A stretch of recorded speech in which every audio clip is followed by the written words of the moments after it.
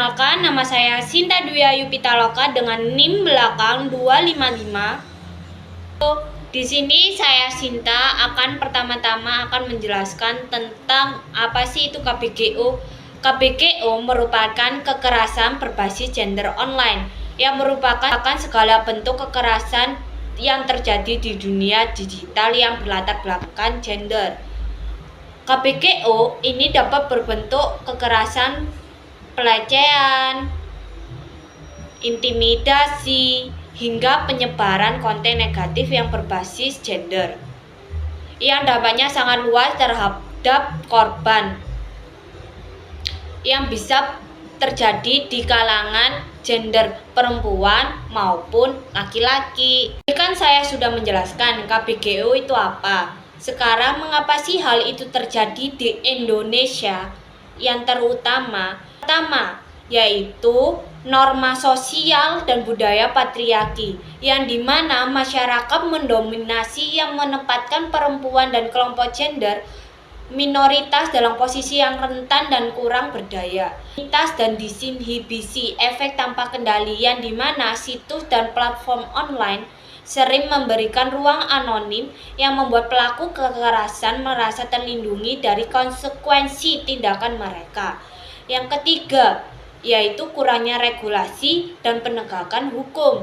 Peraturan dan sistem hukum yang tentang kekerasan berbasis gender online masih belum merata dan belum selalu efektif di berbagai negara. Yang keempat, penyebaran cepat informasi negatif. Internet dan media sosial memungkinkan penyebaran konten secara cepat dan luas. Assalamualaikum warahmatullahi wabarakatuh. Perkenalkan, nama saya Satu Dipotomo dengan NPI 115-200165. Di sini saya akan menjelaskan dua penjelasan. Yang pertama, bagaimana KBGO itu masih terjadi di masyarakat dan upaya apa yang dilakukan untuk menolak KBGO tersebut. Nah, yang pertama, KBGO itu masih marak terjadi di masyarakat karena berbagai faktor yang saling berkaitan. Faktor pertama adalah anonimitas dan akses di dunia digital, yaitu pelaku bisa menyembunyikan identitas dengan mudah. Media sosial dan platform digital memudahkan penyebaran konten kekerasan atau pelecehan tanpa kontrol berat. Nah, faktor yang kedua itu kurangnya literasi digital dan gender. Itu banyak pengguna internet belum memahami batasan privasi, keamanan digital dan etika online. Dan masyarakat belum sepenuhnya sadar bahwa pelecehan atau kekerasan di ruang digital itu sama dengan seriusnya dengan di dunia nyata. Faktor yang ketiga itu ada penegakan hukum yang lemah, yaitu laporan KBGO itu seringkali tidak ditindaklanjuti secara serius oleh masyarakat, oleh aparat penegak hukum ya, atau oleh masyarakat juga. Dan minimnya pemahaman aparat terhadap bentuk-bentuk KBGO menyebabkan banyak korban tidak mendapatkan keadilan. Dan yang keempat, faktor yang keempat itu normalisasi kekerasan dan budaya patriarki. Itu komentar seksis, pelecehan verbal atau body shaming itu bisa dianggap biasa aja di media sosial. Dan korban kerap disalahkan atau tidak didukung ketika melaporkan KBGO tersebut. Faktor yang kelima itu ketakutan dan stigma bagi korban. Korban KBGO itu sering takut melaporkan karena malu, takut dihakimi atau mendapat balasan dari pelaku atau tekanan. Banyak korban yang memilih diam karena tidak tahu harus melaporkan KBGO tersebut atau tidak yakin akan ditindaklanjuti seperti itu. Dan yang kedua, penjelasan yang kedua itu tentang upaya yang telah dilakukan dalam menolak kekerasan gender online KBGO. melibatkan berbagai pihak, seperti mulai dari pemerintah, organisasi, masyarakat sipil, platform digital hingga individu. Nah, uh, itu ada beberapa bentuk upaya yang telah dilakukan. Yang pertama, itu ada kampanye edukasi sendiri itu dan kesadaran publik. Ya, kesadaran publik. Yang pertama itu kayak gerakan sosial seperti tolak KBGO. Yang kedua, aman bersama. Terus atau bisa juga kayak saya berkuat, #saya berkuat. Itu mendengar pemahaman masyarakat tentang bentuk-bentuk KBGO. Nah, bisa juga dengan mengikuti kayak webinar, pelatihan, dan diskusi publik untuk mendidik masyarakat khususnya perempuan atau kelompok rentan tentang keamanan digital dan hak-hak mereka. Terus advokasi kebijakan dan regulasi. Itu yang ketiga, kayak RUU TPKS itu tindak pidana kekerasan seksual yang telah disahkan pada tahun 2022 mencakup KBGU sebagai salah satu bentuk kekerasan dan desakan terhadap platform media sosial uh, untuk memperkuat kebijakan moderasi konten dan perlindungan terhadap KBGU tersebut. Yang bentuk ketiga itu ada dukungan pendamping korban. Itu ada layanan seperti SafeNet, terus Komnas Perempuan, terus dan RRSI KJHAM. Itu kayak menyediakan pendampingan hukum, psikologis dan digital. Dan pusat pengaduan online seperti layanan aduan Kominfo dan platform seperti lapor.go.id. Nah, di situ bisa juga melaporkan untuk kasus KBGO. Terus yang ketiga bisa juga dengan kolaborasi platform digital. Tekanan terhadap tekanan terhadap Facebook, Instagram, TikTok, dan Twitter atau X ya sekarang. Itu menyediakan fitur pelaporan agar mereka itu menyediakan fitur pelaporan KBGO yang mudah dan responsif. Oke. Terus mendorong implementasi fitur keamanan seperti pemblokiran atau penghapusan konten yang bermasalah dan verifikasi pengguna juga bisa. Terus yang terakhir ada pendidikan literasi digital. Integrasi literasi digital dalam kurikulum pendidikan untuk membekali generasi muda tentang etika, privasi, dan keamanan digital. Nah, di situ juga bisa untuk kalau yang selanjutnya tuh bisa untuk pelatihan untuk guru, orang tua, dan komunitas tentang pencegahan dan respon terhadap KBGO tersebut. Nah, di situ baik itu sekian dari dua penjelasan saya. Bila ada salah kata, mohon maaf. Wassalamualaikum warahmatullahi wabarakatuh. Assalamualaikum warahmatullahi wabarakatuh. Selamat malam, Om Swastiastu, Namo Buddhaya, salam kebajikan rahayu. Perkenalkan, nama saya Revita Tri Agustin, NIM 1152337 dari mata kuliah. Di sini saya akan menjelaskan mengenai contoh dari KBGO atau kekerasan berbasis gender online. Pertama, pelanggaran privasi meliputi mengakses, menggunakan atau manipulasi dan menyebarkan data pribadi, foto atau video, serta informasi dan konten pribadi tanpa sepengetahuan dan tanpa persetujuan. Kedua, pengawasan dan pemantauan yang meliputi memantau, melacak, dan mengawasi kegiatan online atau offline, menggunakan spyware atau teknologi lainnya tanpa persetujuan, menggunakan GPS atau geolocator lainnya untuk melacak pergerakan target, menguntit atau stalking.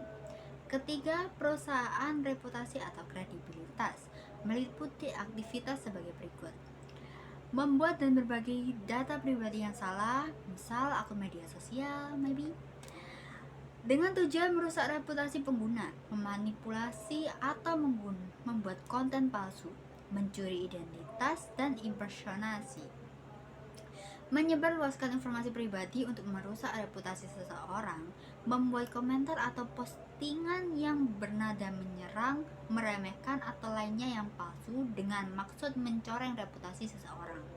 Yang keempat, pelecehan, yang dapat disertai dengan pelecehan offline, online, harassment, pelecehan berulang-ulang melalui pesan, perhatian, dan kontak yang tidak diinginkan. Ancaman langsung kekerasan seksual atau fisik, komentar kasar, ujaran kebencian dan postingan di media sosial dengan target pada gender atau seksualitas tertentu. Penghasutan terhadap kekerasan fisik atau konten online yang menggambarkan perempuan sebagai objek seksual. Penggunaan gambar tidak senonoh atau merendahkan wanita, menyalahgunakan, mempermalukan wanita karena mengekspresikan pandangan yang tidak normatif. Kelima, serangan yang ditargetkan ke komunitas tertentu meliputi kegiatan sebagai berikut. Pertama, meretas situs web. Kedua, media sosial. Tiga, email organisasi dan komunitas dengan niat jahat. Pengawasan dan pemantauan kegiatan anggota komunitas atau organisasi. Ancaman langsung kekerasan terhadap anggota komunitas atau organisasi, mengepung atau mobbing, khususnya ketika memilih target untuk intimidasi atau pelecehan oleh sekelompok orang. Daripada individu mengungkapkan informasi yang sudah disinonimkan seperti alamat atau tempat penampungan.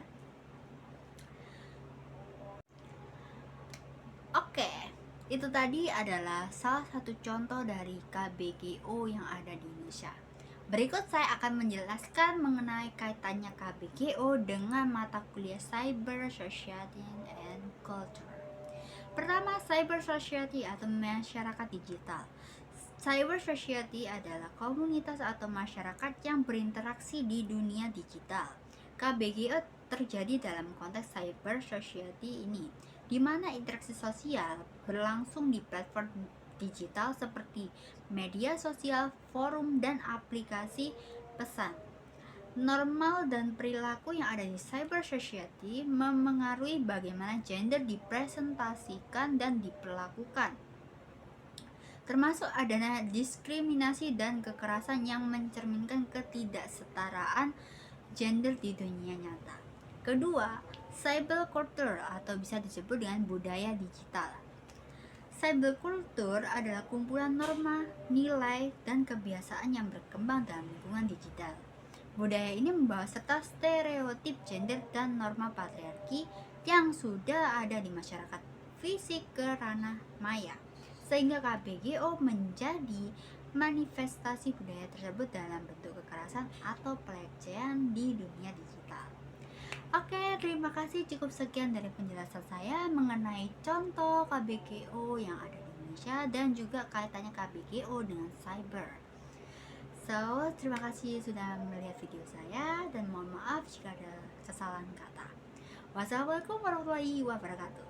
See you later. Halo, aku Farisa Aulia dengan NIM 11523000234. Di sini aku akan menjelaskan apa sih kaitannya KGBO dengan cyber etiquette. Tapi sebelum itu, cyber etiquette merupakan panduan perilaku sopan dan etis di dunia maya yang seharusnya dapat meminimalisir konflik, pelecehan, dan kekerasan. Cyber etiquette juga berfungsi sebagai pencegahan awal dengan membangun norma perilaku positif di ruang digital. Salah satu contoh cyber etiquette yang dilakukan dalam sosial media yaitu melakukan ujaran kebencian, pelecehan, stalking, dan penyebaran konten negatif berbasis gender yang dapat mengakibatkan terjadinya KGBO. Selanjutnya, apa sih hubungan dengan cyber activism? Cyber activism adalah usaha aktivisme yang dilakukan melalui ruang digital seperti kampanye anti KGBO, penyebaran informasi, kesadaran gender, dukungan kepada korban KGBO, dan advokasi perubahan kebijakan. Cyber activism ini berperan dalam respon, advokasi, dan edukasi ketika KGBO sedang terjadi. Melalui cyber activism ini, masyarakat dapat berperan aktif dalam menolak dan mengurangi KGBO dengan menggalang solidaritas, menekan perilaku dan platform digital untuk bertindak serta mengedukasi publik dengan pentingnya kesetaraan dan penghormatan gender di dalam dunia maya.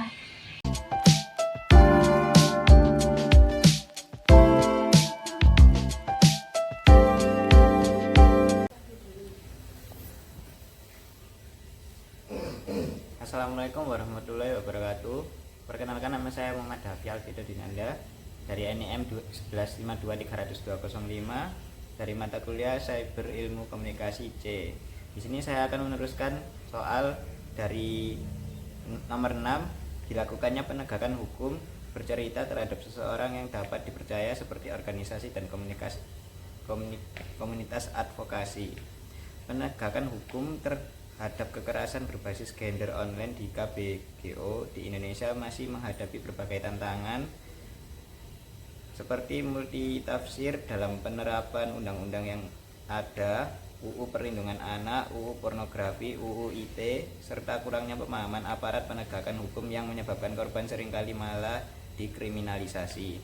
Dalam konteks bercerita atau melaporkan kepada pihak yang dapat dipercaya, organisasi dan komunitas advokasi seperti SafeNet, LBH Jakarta, Komnas Perempuan, dan kolektif advokat untuk keadilan gender atau yang bisa disebut KAKG berperan dalam mendampingi korban KBGO. Mereka menyediakan advokasi, dukungan hukum, dan edukasi agar korban lebih berdaya dan berani menempuh jalur hukum. Pendampingan ini meliputi proses advokasi yang terstruktur mulai dari analisis kasus, strategi, mobilisasi, hingga evaluasi dan kesinambungan advokasi guna memperjuangkan hak dan keadilan korban KBGO. Selain itu, pendekatan non-litigasi seperti mediasi dan somasi juga menjadi alternatif penyelesaian kasus, terutama jika pelaku diketahui. Singkatnya, korban KBGO dianjurkan untuk bercerita dan melapor kepada organisasi advokasi yang terpercaya sebagai pendamping dalam proses hukum dan perlindungan. Mengingat kompleksitas dan tantangan penegakan hukum yang dapat dilakukan korban kekerasan berbasis gender online atau yang bisa disebut KBGO, berperan organisasi advokasi yaitu dokumentasi. Yang pertama, korban dianjurkan untuk mendokumentasi semua kejadian secara detail seperti screenshot, link, dan kronologi untuk membantu proses pelaporan dan penyelidikan oleh pihak berwenang atau platform digital tempat KBGO terjadi. Yang kedua, pantau dan nilai situasi. Korban perlu menilai apakah memungkinkan menghadapi pelaku sendiri atau melakukan dokumentasi sendiri dengan mempertimbangkan keamanan diri. Yang ketiga, menghubungi bantuan. Cari organisasi atau lembaga terpercaya yang menyediakan pendampingan hukum, misalnya LBH, konseling psikologis, dan bantuan keamanan digital. Komnas Perempuan, SafeNet, Task Force, KBGO, dan Koalisasi Advokat untuk Keadilan Gender atau yang bisa disebut KAKG adalah contoh lembaga yang dapat dihubungi untuk pendampingan dan konsultasi digital. Yang selanjutnya, melapor dan blokir pelaku. Korban dapat melaporkan dan memblokir akun pelaku di platform digital. Komnas Perempuan menyediakan saluran pengaduan khusus melalui telepon dan email untuk kasus. Selain itu, pelaporan juga bisa dilakukan ke polisi, terutama di unit yang menangani tindak pidana siber atau yang bisa disebut Polres. Proses hukum ada 3 jalur hukum yang bisa ditempuh. Yang pertama, non pidana, mediasi atau somasi dengan bantuan mediator atau lembaga bantuan hukum. Yang kedua, pidana, melapor ke polisi. Proses penyidikan hingga penuntutan jika ada bukti yang cukup. Sudah, itu saja. Sekian dari saya. Wassalamualaikum warahmatullahi wabarakatuh.